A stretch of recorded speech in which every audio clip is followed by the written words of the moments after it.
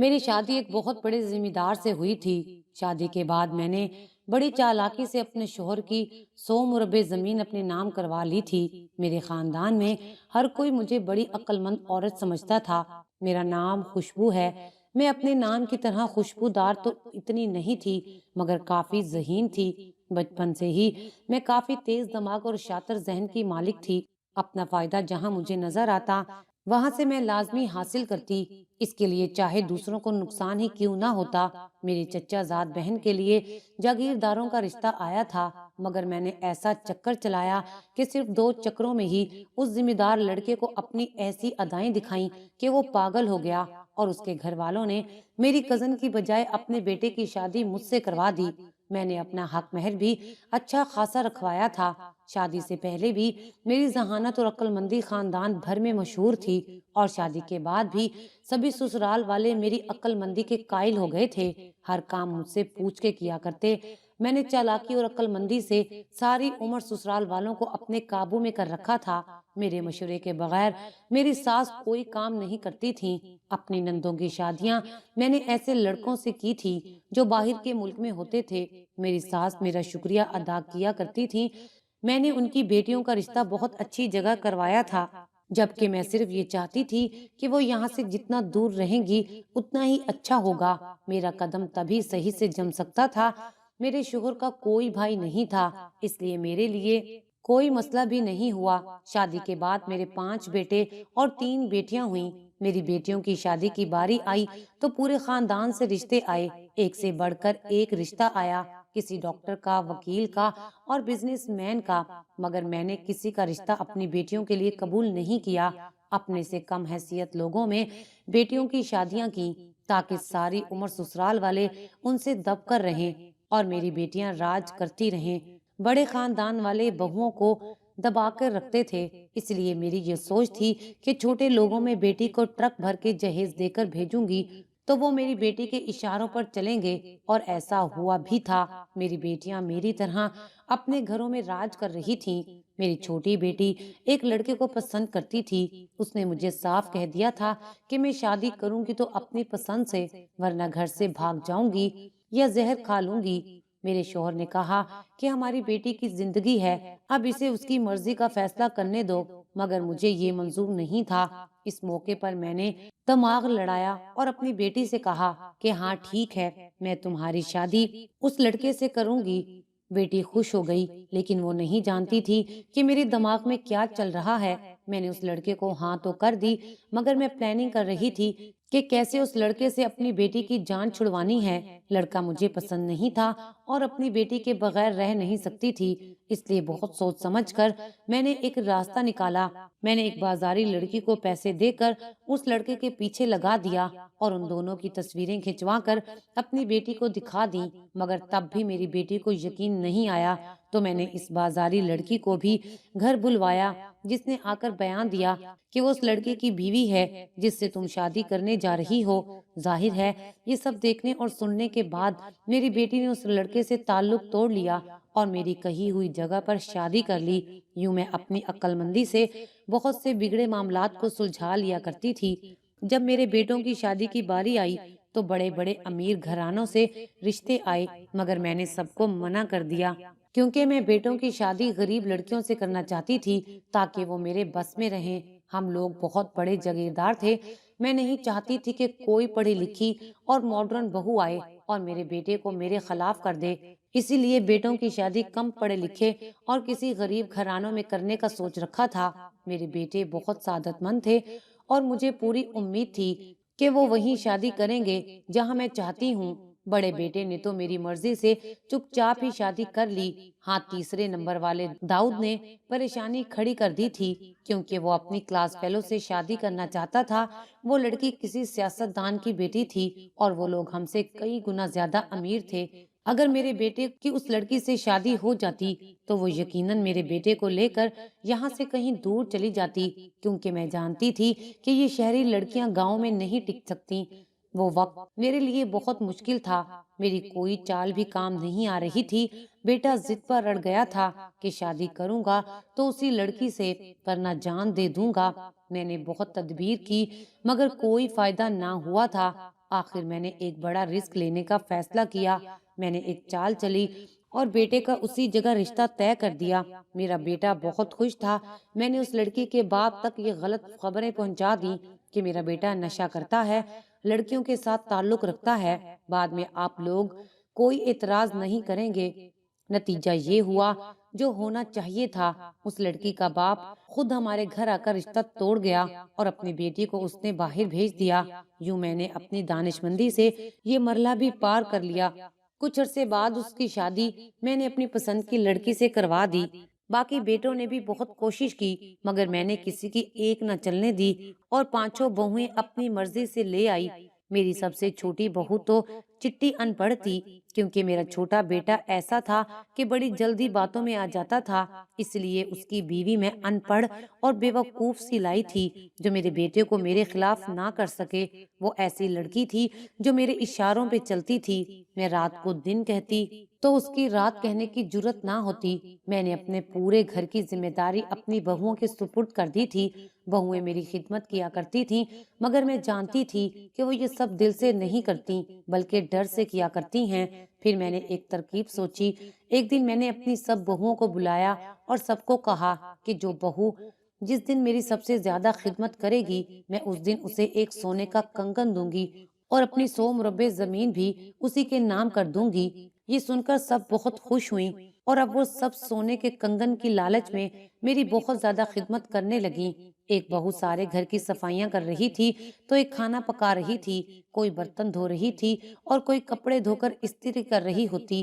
جب بھی گاؤں کی کوئی عورت آتی اور میری بہوؤں کو کام میں لگا دیکھتی تو رش کیا کرتی اور مجھے کہتی کہ عقل مند ہو تو تم جیسی ساس کہاں ملتی ہے جو بہوؤں پر ظلم بھی نہیں کرتی اور ان سے سارے کام بھی نکلوا لیتی ہے۔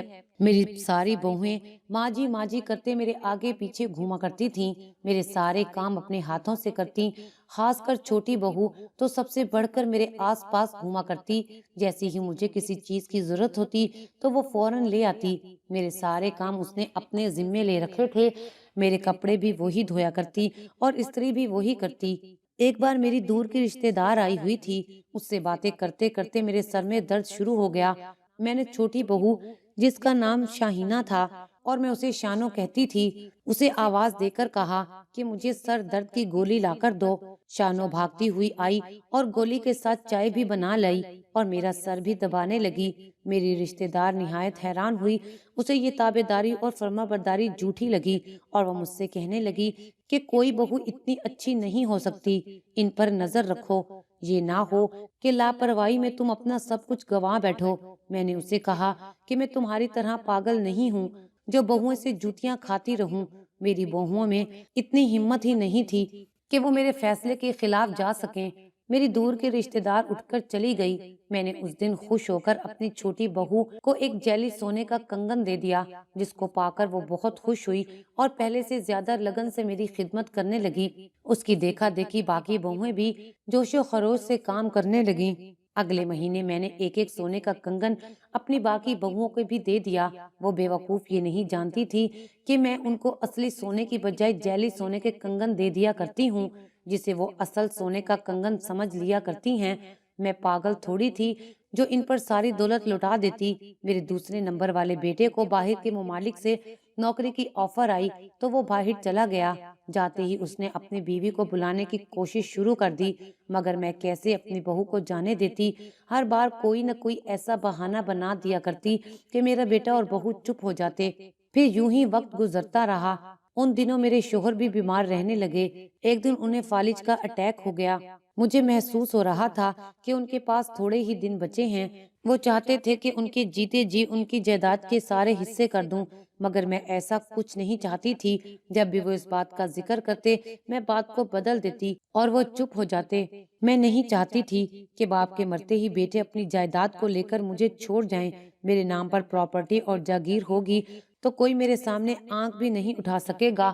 سب مجھ سے دب کر رہیں گے اور میرے ساتھ رہیں گے۔ انہی دنوں میرے شوہر کا انتقال ہو گیا۔ باپ کی دنیا سے جاتے ہی بیٹوں نے اپنے حصوں کا مطالبہ کر دیا، مگر جب پتا چلا کہ سب کچھ میرے نام پر ہے تو سب چپ کر کر بیٹھ گئے۔ آہستہ آہستہ میری بڑی بہو کا رویہ بدلنے لگا۔ اب ان کے بچے بڑے ہو رہے تھے، ان سب کا دھیان زیادہ تر اپنے بچوں میں ہی لگا رہتا تھا۔ ایسے میں چھوٹی بہو شانو تھی جو آج بھی پہلے کی طرح جی جان سے میرا خیال رکھ رہی تھی۔ صبح مجھے چائے بنا کر دیتی اور رات کو سونے سے پہلے میرے لیے دودھ کا گلاس لے کر آتی۔ مجھے اب اس کی مخلصی پر کسی قسم کا کوئی شک نہیں رہا تھا۔ وہ دل سے میری خدمت کیا کرتی۔ کبھی کبھار وہ بازار چلی جاتی تو مجھے کہہ کر دوسری بہو سے اپنا کام کروانے پڑتے۔ میں محسوس کر رہی تھی کہ اب میں بوڑھی ہوتی جا رہی تھی تو میرا روب اور دبدبا بھی ختم ہوتا جا رہا ہے۔ اب بیٹے اور بہویں اپنی مرضی سے زندگی جی رہے تھے، میرے حکم کی اب کوئی پرواہ نہیں کرتا تھا۔ شانوں کے سوا سب نے پوچھنا چھوڑ دیا تھا۔ ایک دن کچھ یوں ہوا کہ میرا سونے کا ہار میرے کمرے سے گم ہو گیا۔ میں نے پورا کمرہ چھان مارا لیکن وہ مجھے کہیں نہیں ملا۔ شام کو شانو میرے کمرے میں آئی اور کہنے لگی، میں آپ کو کچھ بتانا چاہتی ہوں لیکن میرا نام نہ آئے۔ میں نے کہا کہ کہو کیا بات ہے؟ کہنے لگی کہ آپ کا ہار میں نے نسرین بھابی کی بیٹی کے پاس دیکھا ہے۔ مجھے بہت غصہ آیا کہ میری بڑی بہو نسرین نے اپنی بیٹی کے ذریعے یہ ہار چوری کروایا تھا، اور جب میں نے نسرین کے کمرے کی تلاشی لی تو وہ دوبارہ مل گیا۔ وہ قسمیں کھانے لگی کہ مجھے علم نہیں کہ یہ ہار کہاں سے میرے کمرے میں آیا ہے، مگر میں نے اسے تھپڑ مارا۔ میرے بڑے بیٹے کو پتا چلا تو وہ بجائے اپنی بیوی اور بیٹی کو سمجھانے کے ان کا ساتھ دینے لگا۔ مجھے غصہ آیا تو میں نے اپنے بیٹے اور بہو کو گھر سے نکال دیا۔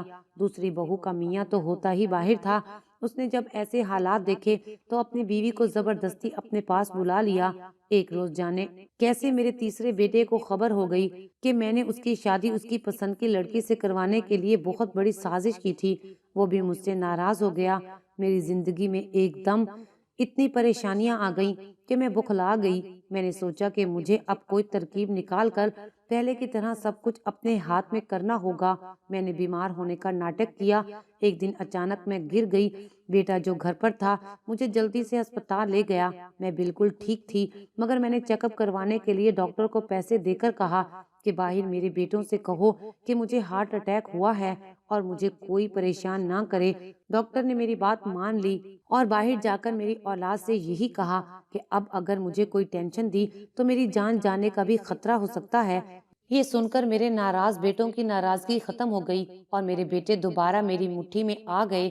سب پہلے جیسا ٹھیک ٹھاک ہو گیا۔ میرے سبھی بیٹے اب مجھ سے اپنی اپنی جائیداد کا تقاضا کرتے رہتے تھے، مگر میں نے بھی ابھی تک کسی کو ایک پھوٹی کوڑی بھی نہیں دی تھی۔ میری دوسری بہویں اکثر مجھ سے شانوں کی شکایتیں کیا کرتی، وہ ویسی نہیں جیسی آپ کو نظر آتی ہے، مگر مجھے شانوں کے سوا کسی پر بھروسہ نہیں تھا۔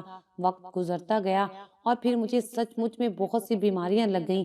ایسے میں وہی مجھے سنبھالا کرتی۔ میں جانتی تھی کہ وہ سب شانوں سے جلتی ہیں، اسی لیے ایسا کرتی ہیں۔ شانوں روز میرے لیے دودھ لایا کرتی۔ ایک دن ایسا ہوا جب میری چھوٹی بہو شانوں میرے لیے دودھ کا گلاس لائی اور میز پر رکھ کر چلی گئی۔ میرے معدے میں آج صبح سے درد ہو رہا تھا، اسی لیے میں نے دودھ نہیں پیا۔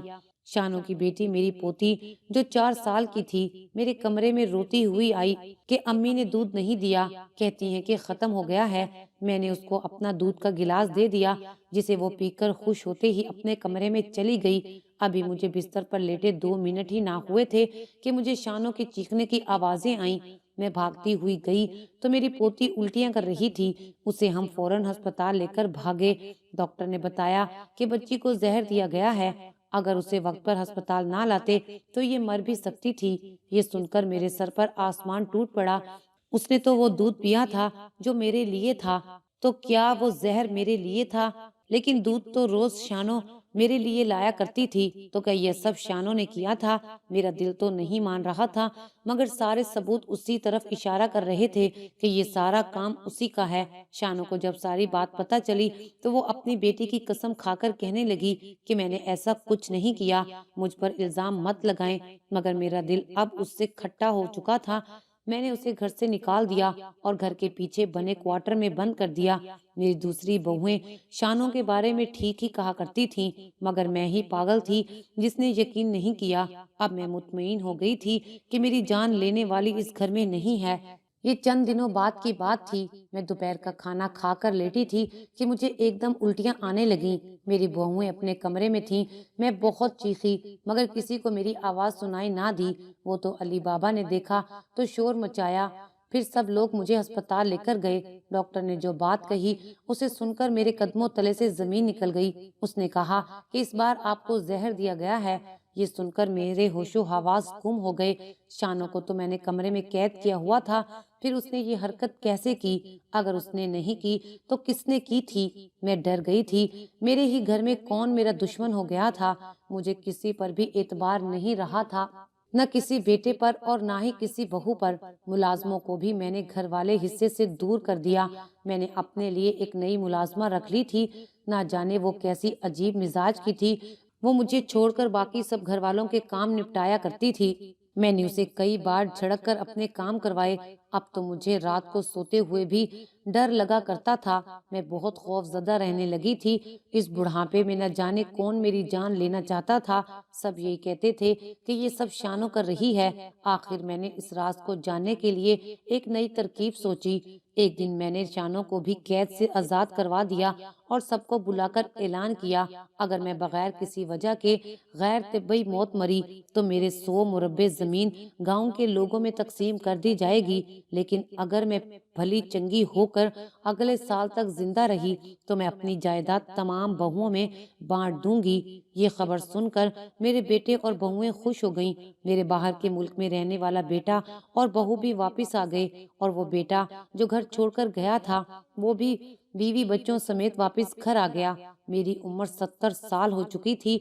मैंने आज तक की अपनी जमीनों की कमाई अपने पास जमा करके रखी थी और मेरे बेटे खुद कमाकर खा रहे थे। मैंने अपनी इस हाजिर दिमागी से अपने लिए 1 साल की उम्र का इजाफा कर लिया था। उसी 1 साल में मुझे अपने दुश्मन का पता लगाना था। मुझे मालूम करना था कि वो कौन था जो नहीं चाहता था कि मैं जिंदा रहूं। मेरी बहुएं अब मेरे आगे पीछे फिरा करती थीं। मुझे फल फ्रूट और अच्छा परहेजी खाना खिलाती ताकि मैं अगले साल तक सेहतमंद हो जाऊं। लेकिन मैं नोट कर रही थी कि शानो अब मुझसे दूर रहा करती थी। कभी कभार मुझे लगता कि सारे खेल के पीछे शानो ही है और कभी मुझे लगता कि ये मेरा वहम है। लेकिन सब बहुएं मुझे उसके खिलाफ भड़काती थीं, इसलिए मुझे बस उसी पर ज्यादा शक रहने लगा। मैंने अपने सारे बेटों और बहुओं पर नजर रखना शुरू कर दी। उनके आने जाने का ध्यान रखने लगी। एक रोज मैंने शानों को बाहर जाते हुए देखा तो नौकरानी को उसके पीछे दौड़ाया कि जाकर पता करो कि वो कहाँ गई है और क्या करने गई है। मुलाजमा ने आकर बताया कि वो मेडिकल स्टोर पर कोई दवा खरीदने गई थी। मुझे शक हुआ कि कहीं वो फिर से जहर तो नहीं खरीदने चली गई। उस दिन मैंने रात का खाना ही नहीं खाया। मुझे डर था कि कहीं शानों ने मेरे खाने में कुछ मिला ना दिया हो। लेकिन बाद में पता चला कि उसकी बेटी की तबीयत खराब थी, उस वजह से वो स्टोर तक गई थी। यूं ही डरते डराते मुझे 6 महीने गुजर गए। मेरी बहुएं जायदाद की लालच में मेरा बहुत ख्याल रखने लगी, जिसकी वजह से मैं भली चंगी हो गई थी। एक दिन मैं शानों के कमरे के सामने से गुजर रही थी कि देखा वो किसी से फोन पर बात कर रही है। वो कह रही थी, अम्मा हर वक्त मुझ पर शक करती रहती हैं, मैं ये काम नहीं कर सकती। अब साल बाद ही होगा जो भी होगा, अभी मैं कुछ नहीं करूंगी। मुझे उसकी बातें सुनकर यकीन हो गया कि वो ही अब तक इस खेल के पीछे थी। मैंने उसे चुटिया से पकड़कर बाहर धक्का दिया और बोली कि नमक हराम, मैंने तुझे सारी जिंदगी सर पर बिठाकर रखा और तूने ये सिला दिया कि मेरे ही खिलाफ साजिशें कर रही है। मैं उसे थप्पड़ मारने लगी कि उसने मेरा हाथ पकड़ लिया और कहने लगी, अम्मा अब मैं तेरा और कोई जुल्म नहीं सहूंगी। मैं तो अपने शोहर से बात कर रही थी कि वो मुझे धोखे से तुमसे जायदाद के पेपर साइन करवाने का कह रहा था और मैं मना कर रही थी। लेकिन तुम्हें इतना बता दूं कि तुम्हारे सारे बेटे तुमसे अपना अपना हिस्सा दस्तखत करवा चुके हैं और तुम जो बहुत सियानी बनती हो, तुम्हारे बेटे तुमसे भी ज्यादा सियाने निकले हैं। اب ان سب کو تمہارے حصے کا لالچ ہے جس کی وجہ سے وہ یہاں ہیں، اور میں نے تمہیں کوئی زہر نہیں دیا۔ وہ بڑی بھابھی نے نوکرانی سے کہہ کر دودھ میں اور پھر بعد میں کھانے میں ملوایا تھا، کیونکہ تم نے ان پہ چوری کا الزام لگایا تھا اور گھر سے نکالا تھا، اس لیے انہوں نے بدلہ لینا چاہا تھا۔ میں نے ایک دن ان کی باتیں سنی تھیں جب وہ ملازمہ کو پیسے دے رہی تھیں۔ میں یہ سن کر دنگ رہ گئی، مجھے یقین نہیں آ رہا تھا، یوں لگ رہا تھا جیسے وہ کوئی جھوٹی کہانی سنا رہی ہو۔ بھلا میرے بیٹے اور بہویں کیسے ایسا کر سکتے تھے؟ وہ کہنے لگی کہ اماں، ساری عمر تم اپنی اس دولت اور جائیداد کو سینے سے لگا کر رکھتی رہی ہو، تم رکھو اپنی دولت اپنے پاس، میں اپنے شوہر اور بچوں کے ساتھ یہاں سے جا رہی ہوں۔ میرے بھائی نے 2 مربع زمین میرے نام کر دی ہے، اس لیے اب مجھے تمہاری زمین کی کوئی ضرورت نہیں ہے۔ شانو یہ کہہ کر چلی گئی۔ مجھے انتہائی تکلیف ہوئی تھی یہ سب سن کر، وہ سب مجھے دھوکہ دے چکے تھے۔ مجھے یاد آیا کہ ایک دن بڑی پوتی میرے پاس کچھ کاغذات لے کر آئی تھی اور بولی، دادی میں نے یہ ایڈمیشن لینا ہے اور ایڈمیشن کے لیے کالج والوں کو گھر کے کسی بڑے کے سائن چاہیے، آپ یہاں پر سائن کر دیں۔ میں نے بڑا پن دکھانے کی خاطر بغیر پڑھے ہی ان کاغذات پر سائن کر دیے تھے۔ اس کے بعد باقی سب نے بھی کسی نہ کسی بہانے سے مجھ سے دستخط کروا لیے تھے، اور یہ سب مجھے اب سمجھ میں آ رہا تھا۔ مجھے یہ بھی سمجھ آ گیا تھا کہ میں کس قدر شانوں کو غلط سمجھتی رہی، حالانکہ وہ تو میری سب سے بڑی خیر خواہ تھی۔ اس کے جانے کے بعد جب یہ حقیقت کھلی تو باقی سب بھی مجھے اکیلا چھوڑ کر چلے گئے، کیونکہ سب کو یقین ہو گیا تھا کہ میں اپنا حصہ کسی کے نام نہیں کروں گی۔ اس بڑھاپے میں میری کوئی چالاکی اور ذہنیت کسی کام نہ آ سکی کہ میں اپنے بچوں کو جوڑ کر رکھ سکتی۔ میں نے اپنا آشیانہ اپنے ہاتھوں سے اجاڑ دیا تھا، اور میرے آشیانے نے اجڑنا ہی تھا کیونکہ میں نے اس کی بنیاد غلط رکھی تھی۔ میں نے اپنی کزن کو دھوکہ دے کر اس کے ہونے والے شوہر سے شادی کر لی تھی، اور ساری عمر چالاکی سے اپنا فائدہ اور دوسروں کا نقصان کرتی رہی تھی۔ آج میں اکیلی نوکروں کے رحم و کرم پر ہوں اور پچھتا رہی ہوں۔